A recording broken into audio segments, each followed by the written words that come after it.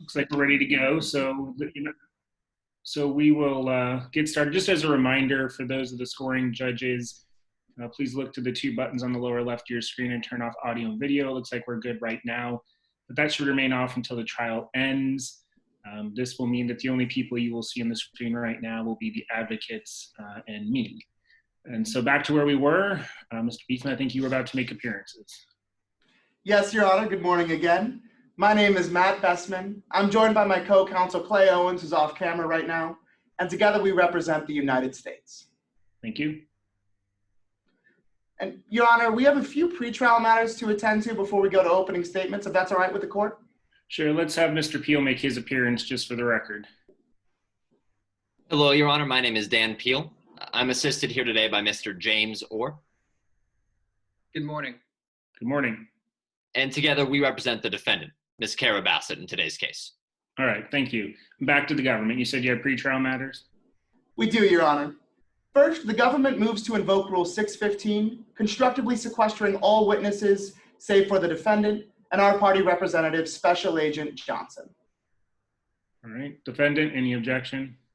No objection to 615, Your Honor. All right, thank you. Government, anything further? Yes, Your Honor. We'd like to inform the court that before trial today, we had a few motions before Judge Falkenstein, and Judge Falkenstein ruled that all exhibits in discovery are authentic, and exhibits number 4 through 33 were pre-admitted and can be used by either side at any time during trial. Is that the defendant's understanding as well? It is, Your Honor. We're on board with that. All right, anything further from the government? That's all from the United States, Your Honor. All right, defense, anything from you before we begin with opening statements? Nothing from us. We're ready for openings. All right, so we'll now hear opening statements from each party. Everyone should make sure they are in speaker view. That button is in the upper right of your screen. Attorneys, please remember to mute your audio when the other attorney is speaking. And of course, the government will go first. The floor is yours. Thank you, Your Honor.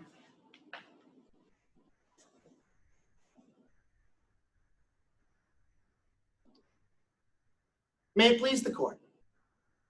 She wanted the park, she wanted the money, so she needed her husband gone. It's August 19, 2017, and Kara Bassett, the defendant, wakes up to see that her husband didn't come home. He won't come home the next night, or the next night, or the next night after that, but the defendant isn't worried. You'll learn that she doesn't call her husband. She doesn't text him to see if he's okay. She doesn't even contact the authorities until a full week goes by. You're going to learn that the defendant wasn't worried because she knew exactly where her husband was. The defendant wasn't worried because she was the one who killed him. She wanted the park. She wanted the money. So she needed her husband gone. You see, the defendant and her husband, a man named Don Clark, they owned an elephant sanctuary together. You're going to learn that the defendant hated the way her husband treated the animals. He kept them in cramped, dirty cages where there was barely enough room to breathe. But there was nothing the defendant could do. Her husband had all the money. He controlled all the assets, which meant he controlled every decision at the park. The defendant had only one option. She knew that if her husband were to disappear, if he vanished without a trace, well, then all of a sudden, those assets become hers. She gets the park. She gets the money. She just needs to make her husband go away. You're going to learn that on August 18th, 2017, that's exactly what the defendant did. She waited until her employees had all left for the night, and then she injected her husband with a lethal elephant tranquilizer called carfentanil. She threw his lifeless body into the back of a van and she dumped it in a swamp. This defendant made sure her husband was gone. And that's why today, the United States has charged Kara Bassett with murder. Now, in order to carry that charge, there are two things that we have to prove beyond a reasonable doubt. First, that the defendant killed her husband. And second, that it was intentional and deliberate. To help us meet that burden, we're going to call to the stand FBI Special Agent Steph Johnson. Agent Johnson is going to walk you through step by step each point of his investigation. He'll tell you about how the defendant waited a whole week to report her husband missing.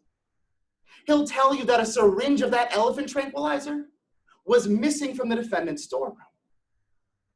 He'll tell you that forensic evidence places the defendant at the scene of the crime.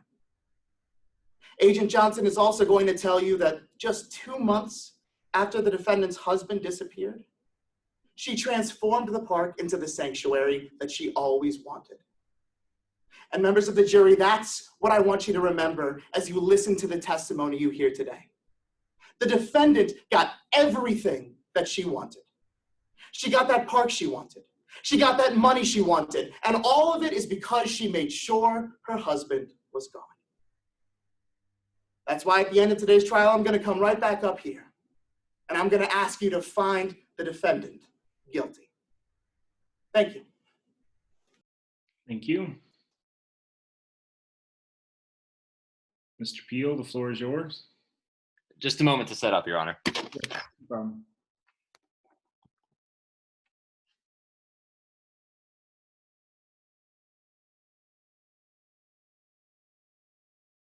This was a disappearance,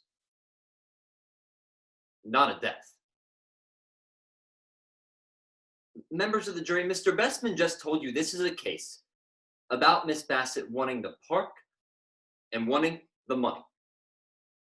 That Kara Bassett made the decision to kill her own husband in cold blood. But what Mr. Bestman didn't tell you, actually planning to take a trip out of the country. What Mr. Bestman didn't tell you is that the last phone call Mr. Clark ever received was from an unlisted number overseas, a call Miss Bassett knew nothing about. And what Mr. Bestman didn't tell you is that the government still hasn't found the person on the other end of that phone call. No, instead, they arrested Miss Bassett, even though you'll learn they won't even be able to prove someone's actually dead in this case. So consider whether this might have been a disappearance instead of a death.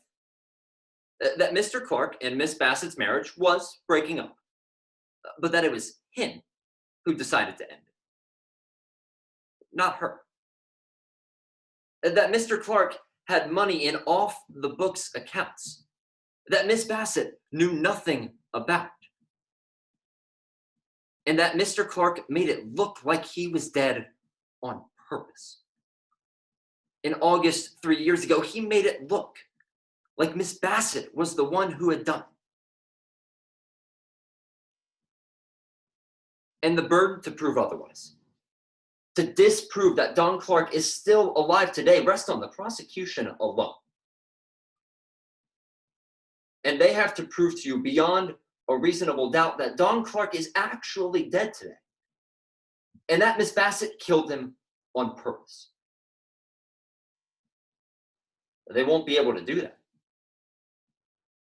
And to help you see why, we're going to ask you to keep in mind 3 simple questions as you listen to the evidence today. First, what does the prosecution's physical evidence actually prove? Second, why might Don Clark have disappeared on his own? And third, how seriously did the FBI investigate that alternative? So let's start with that first question. What does the prosecution's physical evidence actually prove? Because members of the jury, today, you're not going to see any autopsy report. You're not going to hear from a medical examiner. You're not going to see a murder weapon. You're not even going to see a body. And today you'll learn that's for a pretty simple reason. That this is a murder case where the government won't even be able to prove that someone's dead. Which brings us to that second question. Why might Mr. Clark have disappeared on his own? Because you're going to learn today that Mr. Clark was making plans to leave the country and liquidate his money well before August of 2017. And you'll even learn that the FBI found cell phone evidence that makes it entirely possible that is exactly what happened. Which will bring us to that third question. How seriously did the FBI investigate that alternative? Because you're going to hear today that the FBI has had almost 3 years to investigate this case. But you're also going to hear from a TV producer who found something the FBI never did. A house owned by Mr. Clark in Costa Rica in a condition that suggests he might still be alive.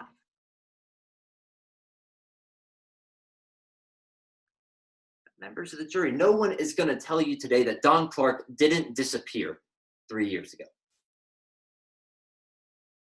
He did. And no one's going to tell you that the conditions of that disappearance aren't suspicious. Because they are. But this was a disappearance that Mr. Clark planned ahead of time. Not a death that Miss Bassett had anything to do with. And that's why at the end of this trial, we're going to ask you to find her not guilty. Thank you. Thank you. Before the government calls its first witness, I will ask everyone to switch to gallery view. That is in the upper right of your screen. This will allow you to see the attorneys and the witness at the same time. So, Mr. Bestman, does the government have a witness to call? We do, Your Honor. We call Special Agent Steph Johnson to the stand. Very well. Agent Johnson.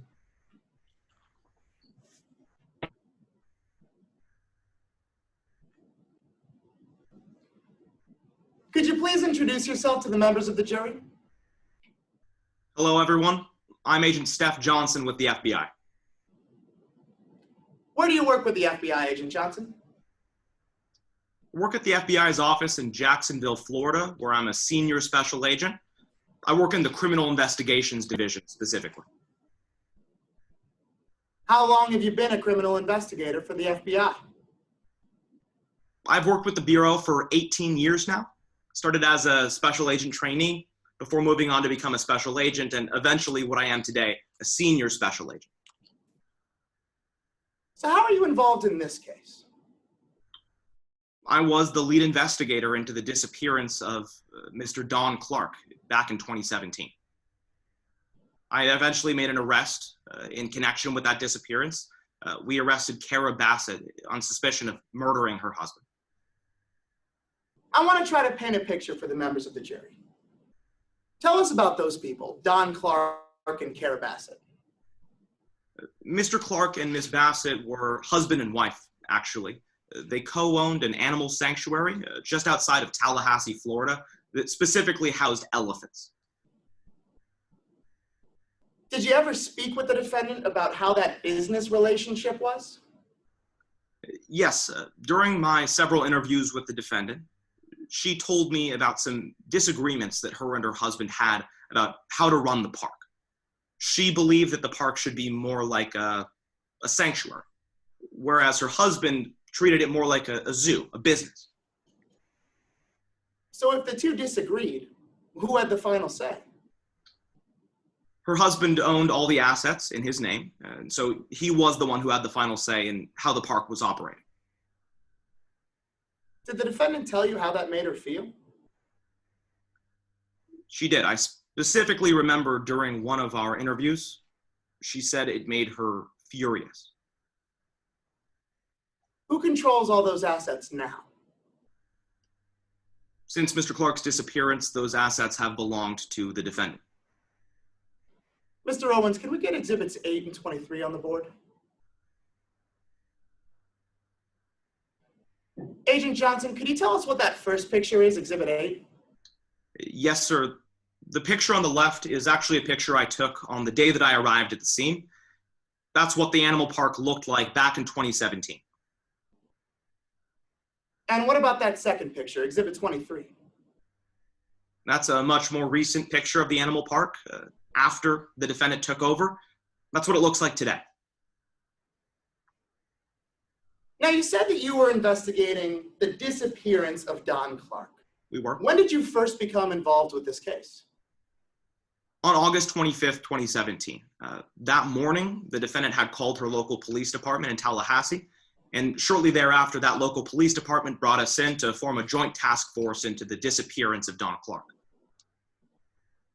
And after that date, sir, did you continue to track Mr. Clark's bank records? We did. Did you track his phone records? We did. We tracked every relevant record we could find to see if Don Clark were still alive somewhere. Was there ever a record of Don Clark living after his disappearance? Not that we found, no. The bank records didn't show any activity after August 17th, 2018, and neither did the phone records. Now, you said you were called in on the 25th. When did the defendant say she noticed her husband was missing? She said that he had first gone missing on August 17th, about a week before she called the police. Do you know what she did in that week when she claimed her husband was missing? We couldn't get too many details out of her. She didn't tell us exactly what she had been doing during that week. She did tell us that she was worried about her husband. Eventually, we subpoenaed some of her phone records and saw what we could find in there. What did they tell you? Well, the phone records were actually one of the first major red flags in our investigation. What we found when we looked at Ms. Bassett's phone records was that during the entire week that she claimed her husband had been missing, she hadn't tried to call or text him a single time. So did you go to the park? We did, both on the day of and several times subsequently during our investigation. Did you identify anything there that could be used as a weapon? We did. The park kept a fatal substance for humans called carfentanil. It's a type of elephant tranquilizer. They had a secure storage bin with several syringes full of this elephant tranquilizer. Agent Johnson, is an elephant tranquilizer really a potential weapon? It is, sir, yes. I want to show you something. Mr. Owens, can we get the fact sheet on carfentanil? How much of that drug does this fact sheet tell you it takes to kill a human being? It takes 1 milligram of carfentanil to kill a human being. It's an extremely deadly substance when used in humans. And how much carfentanil is in each of those syringes kept at the elephant park? Each of the syringes contains 10 milligrams of carfentanil. So since you identified a potential weapon, were you able to find Mr. Clark's body at the elephant park? No, sir, we were not. Mr. Clark's body was never recovered. Did you find anything that can be used to transport a body? Yes, the Clarks owned a van, which we actually found at a local airport near the Clark household. What made you think a body might be transported in that van? The reason we believed a body might have been transported in that van is because of some DNA evidence we found in the back of the van, the unseated back area. We found several hairs, which the forensic examiner determined belonged to Don Clark. So then were you able to figure out where that van was on the night Mr. Clark disappeared, the 18th? Yes, the van actually had a passive GPS tracking system, which showed us where it had gone that night. We found that it had been used to travel 100 miles east to a swamp in a remote central part of Florida on the night Mr. Clark disappeared. Mr. Owens, can we get that GPS tracker, please? So, Agent, where did the van start? It started at the park back in Tallahassee, Florida. And where did you say it ended up? It ended up at a remote swamp called the Big Gum Swamp, about 140 miles east. Did you search that swamp to try to find the body? We did, sir. What did you find? Well, after our search of the swamp, we actually weren't able to find Mr. Clark's body. The swamp is about 10,000 acres. It's filled with crocodiles and stinging insects. It would have been impossible to search the whole swamp, but given what we were able to search, we never found any sign of Mr. Clark. Did you find any forensic evidence at that swamp? We did. We collected some of the mud samples, including some algae from the swamp, to compare to dirt that might have been found at the scene. And was that you who did the comparison personally? No, sir, that was handled by our forensics team. So what did your forensics team find? They found that the mud that we collected from the swamp and the algae samples from that mud actually matched the mud found on a pair of boots that belonged to the defendant, Cara Bassett. Did the forensics team tell you how likely it was that the algae on those boots came from the swamp? Yes, the forensics team said that because of the unique composition of algae and the unique ratios of microscopic organisms therein, that it was highly likely to be a match for the mud found on the defendant's boots. So did you ask the defendant why she went to the swamp? I did, sir, several times across several interviews during my investigation. What'd she say? Every single time I asked, she denied ever going to the swamp. Nothing further. All right. Thank you, Mr. Bestman. Mr. Peel, cross-examination. Yes, Your Honor. Good afternoon, Agent Johnson. Good afternoon, sir.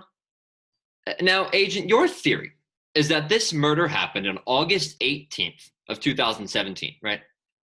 That's correct. But back in 2017, you didn't find Mr. Clark's cell phone, did you? No, sir. And sitting here today, you still haven't found his cell phone, right? No, sir, we believe that his cell phone was disposed of along with his body in that swamp. So I'm not asking about your theory, just what you found. And you didn't find his cell phone, right? No, we didn't. And then back in 2017, you didn't find a murder weapon, did you? No, we saw that there was one missing cartridge of carfentanil at the park, but we never found the missing cartridge. That's right, sir. It was missing in 2017, right? That's exactly right. And sitting here today, it's still missing, right? You haven't found it. That's right. The missing syringe is still unaccounted for. Agent Johnson, back in 2017, you didn't find Mr. Clark's body, did you? No, like I said on direct examination, after a search of the swamp, we weren't able to recover his body. And sitting here today, isn't it true that you still haven't found Mr. Clark's body? That's correct. But you did talk on direct about the GPS data from this van, right? I did, yes. We were able to track the GPS data from that van. But just to be clear, you don't have any video footage showing who was in this van at the time it drove to the swamp, right? No, we do not. And that DNA in the van, you can't tell us when it was left there, can you? No, all we know is that some of Mr. Clark's hairs were found in the unseated back area of the van. But Agent Johnson, that's a yes. You can't tell us when those hairs were left inside of this van owned by Mr. Clark? No, DNA evidence can't tell us exactly when a piece of DNA was left. And then you also talked about the algae on these shoes, right? That's right. Now, like you said on direct, you didn't personally perform this analysis, right? No, I didn't. That was done by our forensics team. And that team actually put together a forensics report, Exhibit 5, right? That's right. In this report, it says that algae can remain on surfaces for months, doesn't it? That's true. It can remain on surfaces for months. However, the defendant did tell us that she had never been to the swamp where that algae came from. Well, hold on, sir. We'll break this down. But just to be clear, it says it can remain on surfaces for months, right? It can, yes. It says that the algae can be transferred by contact, doesn't it? That's right. And Agent Johnson, isn't it true you never compared the algae on those boots to any natural substances from the park where Miss Bassett lived? Well, sir, I didn't compare the algae to anything. That was, again, done by our forensics team, and it is my understanding that they didn't compare it to the natural substances from the park. That's correct. So then I want to talk about whether this might have been a disappearance without a death, Okay? All right. Now, one of the documents you got in your investigation is what's pre-admitted as Exhibit 4, right? A letter from Mr. Clark's attorney. That's correct. We did receive that. And the subject of this letter is disappearance of Don Clark, right? That's correct. And isn't it true that Mr. Clark's lawyer tells you in this letter that in 2017, Mr. Clark said that if he died or disappeared under circumstances that I deemed suspicious, he wanted me to assist law enforcement. That's what it says in the letter. Yes, sir. And then later in this letter, there's a paragraph that starts on August 4th of 2017, right? That's right. Yes.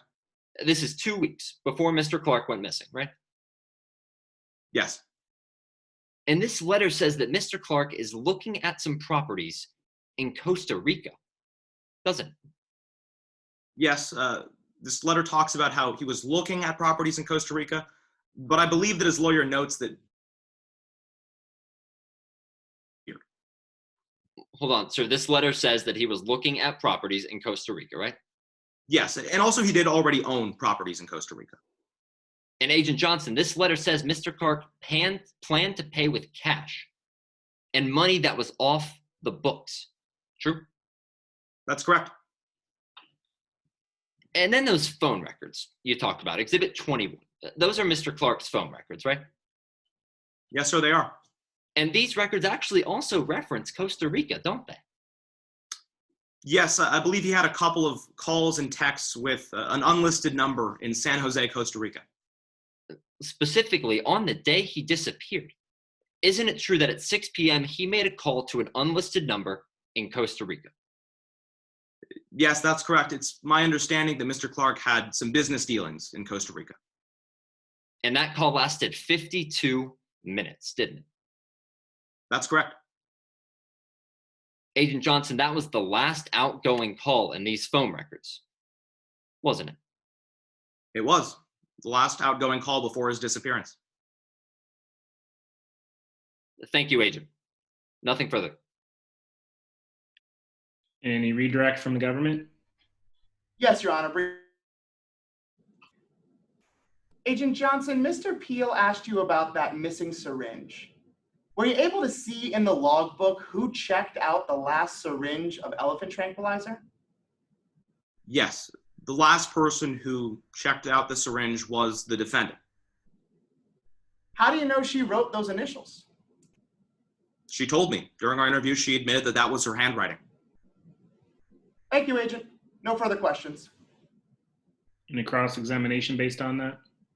Yes, Your Honor. Now, Agent Johnson, that log that Mr. Bestman just put up in front of you, isn't it true there's no log for what happened to that 24th dose? Well, that's correct. Yes, according to the log, there should have been 24 by the time we investigated, but we only found 23. So that's a yes, no log for where that 24th dose went? That's correct. Nothing further. Anything else from the government? None, Your Honor. May the witness be excused? Yes. Thank you, Agent. Thank you. Anything further from the government at all, Mr. Bestman? No, Your Honor. We rest our case in chief. All right. The defense want to call its first witness? Defense calls Joe Wong. All right. You can begin whenever you're ready. Could you please introduce yourself to the jury? Good morning. I'm Joe Kwong. What do you do for a living, Miss Kwong? I'm a documentarian.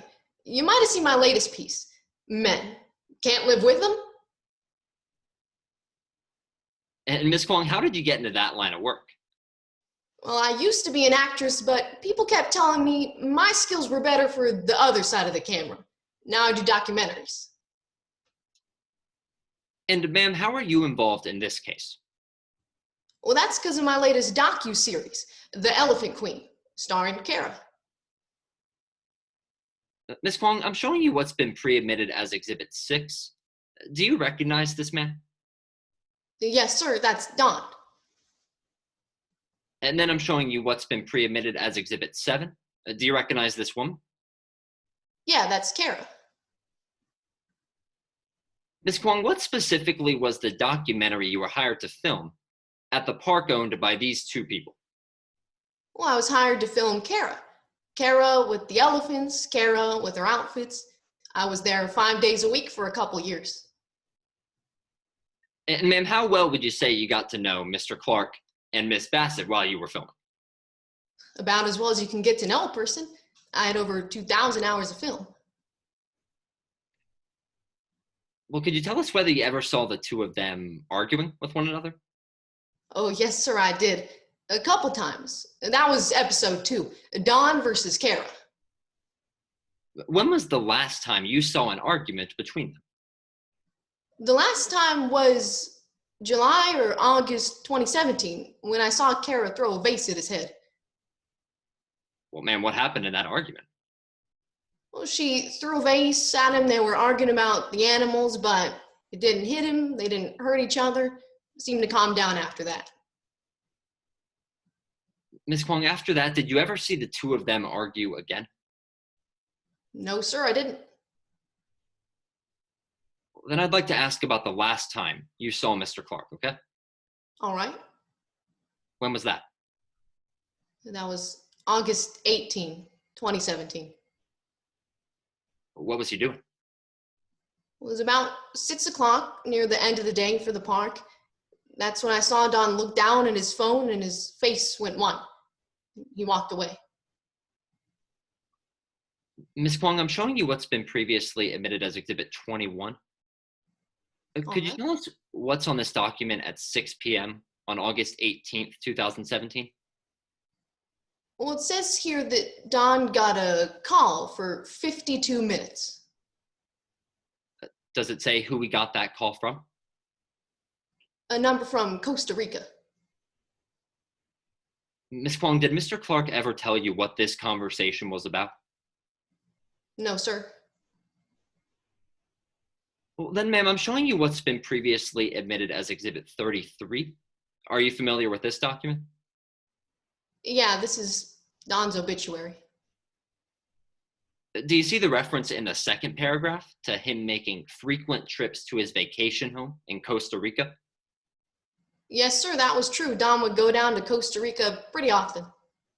Are you familiar with that home? Yes, sir, I am. I actually went to Don's home looking for him the summer after he disappeared. And then, Ms. Kwong, what month specifically did you go to that home? That was June. And how many months after Mr. Clark had disappeared was that? It would be 10 months, sir. Ms. Kwong, what did you find? Well, I looked around the house from the outside, didn't see anything, so I snuck inside. Well, what did you see inside? Well, the first thing I noticed was that the lights were off, but there was a fan turned on. And now you said the fan was on. Was the place dirty or clean? Actually, it was spotless, not a speck of dirt in sight. What about any personal belongings? I did see some clothes hanging in the closet. Ma'am, did you recognize those clothes that were hanging in the closet? I did. They were Don's. Thank you, Ms. Kwong. Nothing further. Cross? Yes, Your Honor.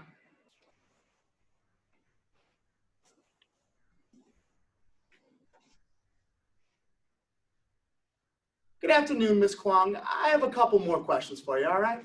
All right.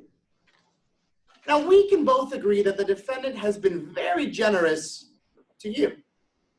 I would agree with you there, sir. The defendant has given you a lot of money, right? Yeah, she paid me to film the documentary. You started working with her in August of 2015, didn't you? That's right. And she paid you $5,000 a month all the way through until September of 2018, right? Yes, sir. Pretty typical. That's 3 years and 1 month making $5,000 each month, isn't that right? Yes, sir. Pretty good paycheck. That totals $185,000. That sounds right, yeah. And you stand to make way more money than that from your relationship with the defendant, isn't that true? Yes, sir. There's actually a deal in the work with the company that rhymes with it, Schmetflix.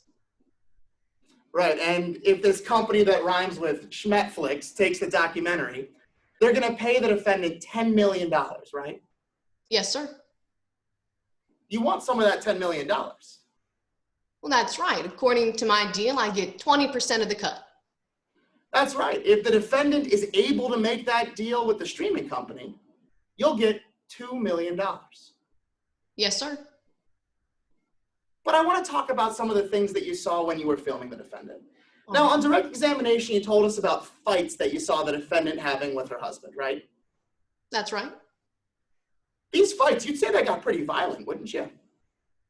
Yes, sir. They could get violent. You saw that the defendant threw a vase at her husband's head when they were arguing about the elephant park, right? Yes, sir. The defendant said she wanted it to be run like a sanctuary, didn't she? That's what I heard her say. But her husband said it was going to be run like a business. That's right. Now, ma'am, you can tell us about these fights, but you can't show us these fights, can you? That's true, sir. I don't have film for that. You were filming most everything you saw between the couple for your documentary, weren't you? Most of the time, yeah.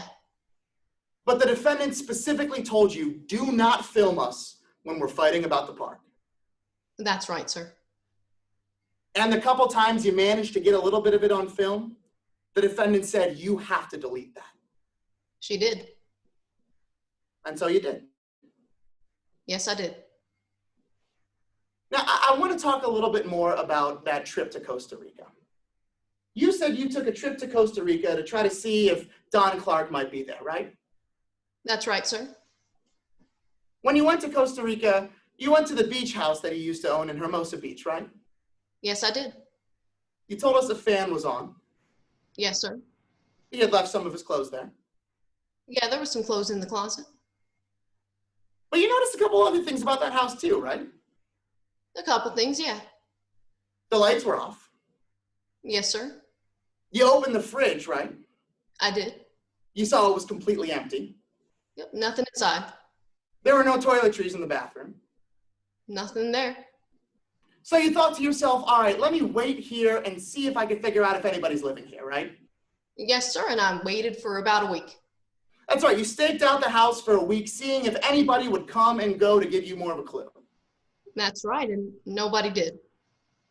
That's right, Don never came back. He didn't. No one ever came and turned those lights on. No, sir. You never saw Don Clark in Costa Rica. I didn't. As a matter of fact, after August 18th, you never saw Don Clark again. That's right. I want to talk a little bit more about the defendant's relationship with her husband. Okay. You told us that they fought about how to run the elephant park. You know that the defendant actually threatened to kill anybody who got in her way from protecting elephants. Yes, sir. You took some videos for the documentary where the defendant said this, right? I did. One of those videos you know is marked Exhibit 38 for this trial. That's right. We showed you that video before the trial, right? Sure did. And you know it's exactly the same as when you filmed it, right? That's right. The United States offers Exhibit 38 into evidence. Are there any objections? None. Received without objection. Mr. Owens, can we play that video? People look at me and they think I'm sweet and nice. Go on. Mr. Owens, there's no sound coming. Keep underestimating me. I will lobby senators. I will protest big businesses. I will get in your face. I will take people to their grave if I have to. I will do anything to protect these elephants.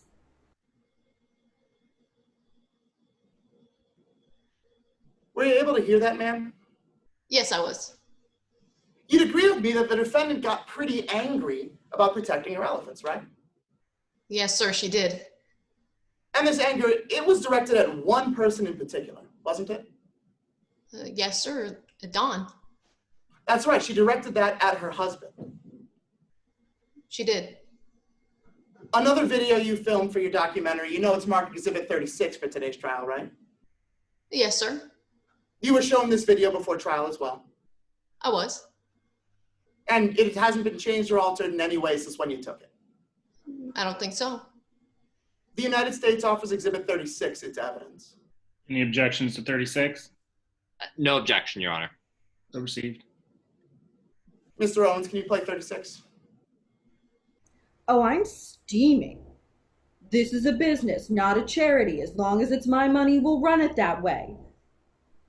That's what Don said to me. Can you believe that? We'll see how this ends. Thank you for coming here, Ms. Kwong.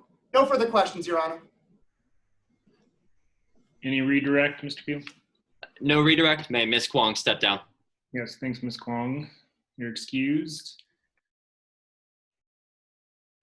We'll now hear closing arguments from each party.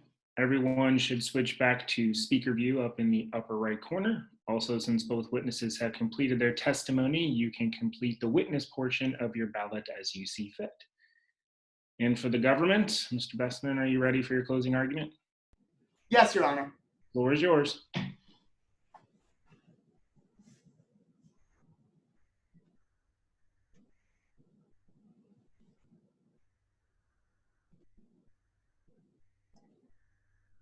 May it please the court. She wanted the park. She wanted the money. So she needed her husband gone. Members of the jury, when you try to understand the defendant's actions in this case without context, it might not make a lot of sense. It might not make a lot of sense that a wife would kill her own husband just to take control of a business.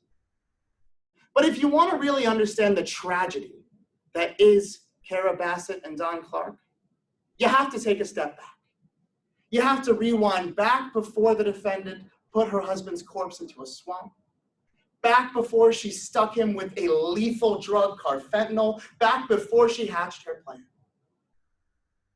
And you'll find a defendant who is out of options, a defendant who had no choice, because she wanted the park. She wanted the money she needed to run it. So she needed her husband gone. Members of the jury, the defendant had no other option but to kill her husband if she wanted to save the sanctuary. Because take a look at Exhibit 8. This is how Don Clark ran the animal park. If you're an animal lover like the defendant, it's hard to even look at that picture, but she had to live that life. She had to go to work every day and walk past these animals that she loved in those cramped, dirty cages. With each day, she got angrier and more frustrated. And so she hatched a plan. And all of a sudden, one by one, things started to disappear around the defendant. First, it was one of those syringes filled with that drug, carfentanil, gone from the storeroom, gone from the logbooks. Second, it was a van at the park, big enough to transport animals or a body. And next, it was Don Clark himself, a human being here with us one day, talking, breathing, and then gone the next. But here's the thing about disappearing acts. They might seem like magic. They never actually are, though. When you look closer, you can always see past the smoke and mirrors and find the human beings that are pulling the strings. Sometimes that's difficult. Sometimes people are really good at covering their tracks, but this defendant made it painfully easy for you. Because those syringes, they were kept in a logbook, and the defendant wrote her name, her initials, when she checked out the last of them. That van that was spirited away in the middle of the night, she left her husband's DNA in the unseated back area of it, and she chose a vehicle with a GPS tracker. So the police were able to see each step she took as she transported Don Clark's body. And speaking of Don Clark, the defendant took this video just months before her husband was never seen again. Take a listen. Oh, I'm steaming. This is a business, not a charity. As long as it's my money, we'll run it that way. That's what Don said to me. Can you believe that? We'll see how this ends. A master illusionist, this defendant is not. She left red flags along each step of her plan that made it easy for our office to put the pieces together and present the case that you've seen today. Today, the United States has charged Kara Bassett with the murder of her husband. That meant it was our job to prove beyond a reasonable doubt that she killed her husband, Don Clark, and that it was deliberate and intentional. But Mr. Peel wants you to believe that Don Clark isn't dead at all, that he's actually just living it up in Costa Rica and he has us all snowed. Well, think about that, members of the jury. To try to support that case, Mr. Peel called a witness who went to that beach house, staked it out day after day, and saw that Don Clark wasn't there. Mr. Peel called a witness that helped us prove our case, that helped us prove there was nowhere left on earth Don Clark could be. And remember something else Mr. Peel brought up when he was cross-examining our witness, Agent Johnson. Mr. Peel brought up a letter from Don Clark's attorney saying that Mr. Clark had asked his attorney to please help law enforcement if there is any suspicious circumstances that involve me disappearing. Does that make sense to you if he wanted to disappear? If Don Clark wanted to vanish from this world without a trace, why would he give information to his attorney that would help people find him, that would get the government involved? Why would he want to be found? It's because he didn't want to go missing in the first place. Don Clark didn't have a choice when a syringe was stuck in his arm. He didn't have a choice when he was thrown into a van. He didn't have a choice when he was thrown into a swamp. The choices in this case were all the defendants. And she made them.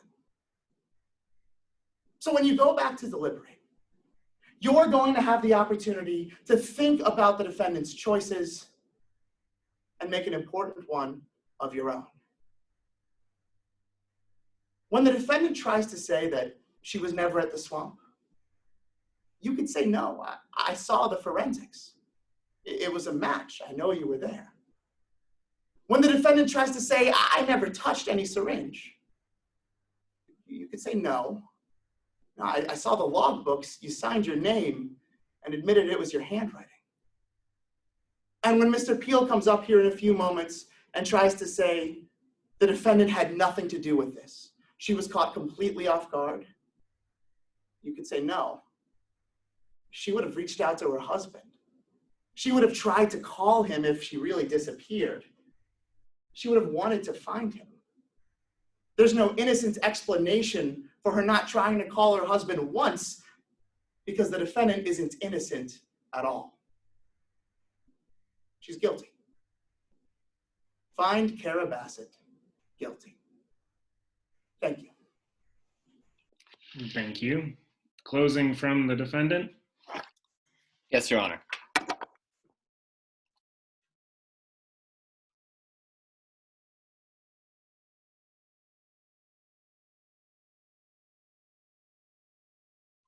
Now, one thing Mr. Bestman said during his closing argument is that you can look past the smoke and mirrors and find the person pulling the strings. And we agree.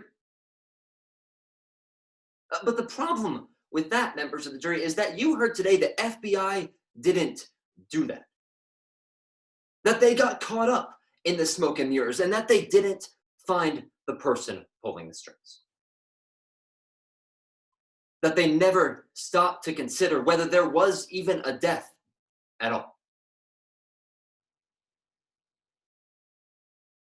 And the burden to prove that isn't true. That rests on the prosecution alone. And they have to prove to you beyond a reasonable doubt that Don Clark is actually dead. That Miss Bassett is the person who killed him and that she did it on purpose. And they haven't done that today.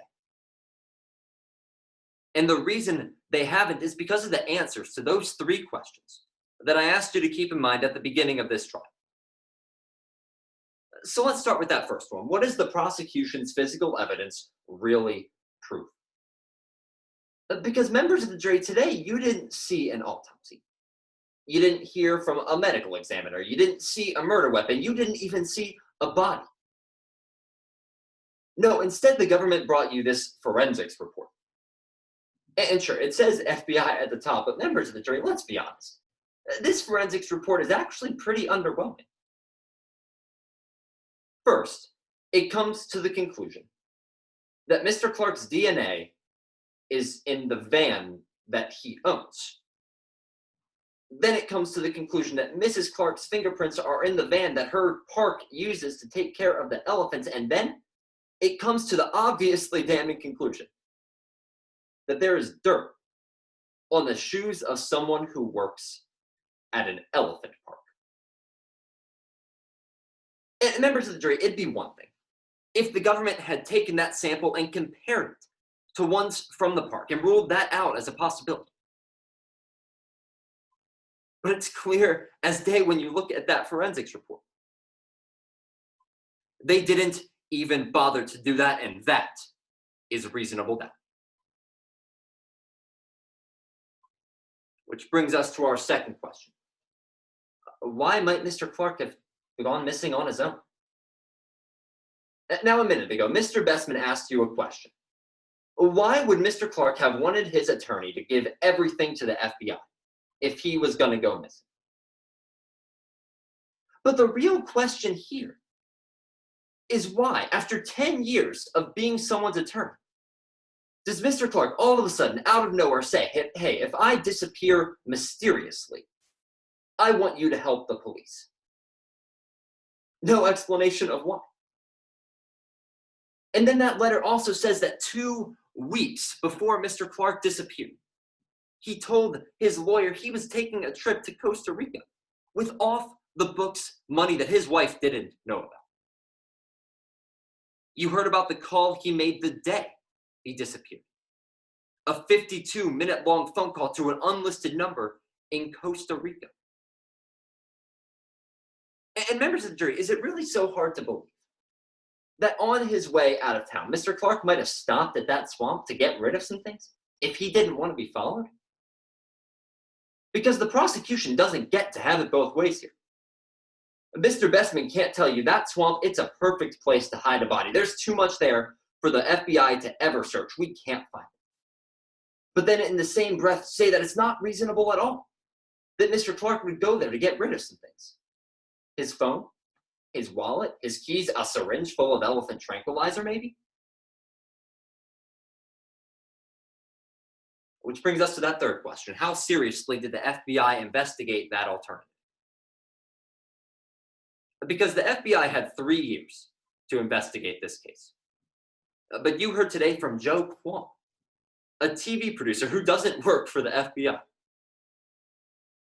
Now, the prosecution's theory is that Don Clark was dead for about 10 months when Joe Kwong was in Costa Rica. But when Ms. Kwong went to that house, there wasn't a speck of dust anywhere. The fan was on, and there were Mr. Clark's clothes hanging in the closet. And now, sure, Mr. Bestman can get up here and say, well, you didn't see Mr. Clark there while during that week. The lights were off. That means he wasn't there. You can't prove it. But members of the jury, that's not how this works. It wasn't our burden to prove Mr. Clark was alive at that home. It was the government's burden to prove he wasn't.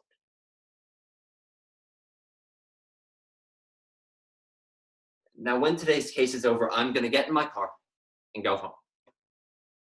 And so will Mr. Bestman and the judge and all of you. But Miss Bassett is on trial for first-degree murder. And now you have a job. A job that decides whether she gets to go home.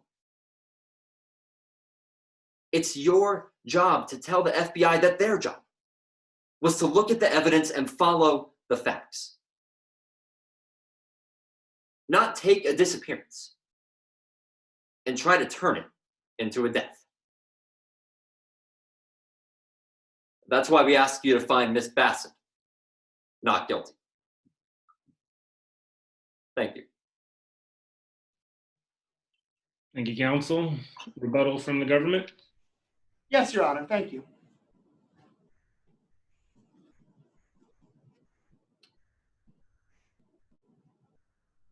Mr. Peel asked you why all of a sudden would Don Clark have his attorney help the police in case he was to disappear.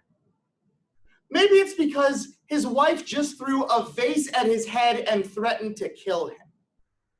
Maybe it's because his wife had continued escalating their disagreements to the point of violence, like Joe Wong told you. Members of the jury, make no mistake. Mr. Peel's theory in this case isn't a disappearance. It's a distraction. His goal is to distract you from the evidence that the defendant can't hide from. Proof she was at that swamp. Proof she had that syringe. Unexplainable actions on her part after her husband supposedly went missing. Proof, members of the jury, that you now have. Find the defendant guilty. Thank you.